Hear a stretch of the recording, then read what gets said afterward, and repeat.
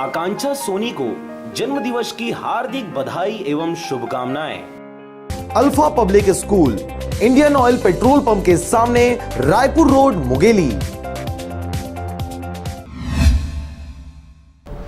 मुंगेली जिला कलेक्टर के आदेशानुसार ब्लॉक वाइज सभी जगहों पर 10वीं व 12वीं के लिए समर क्लासेस लगाई जा रही है।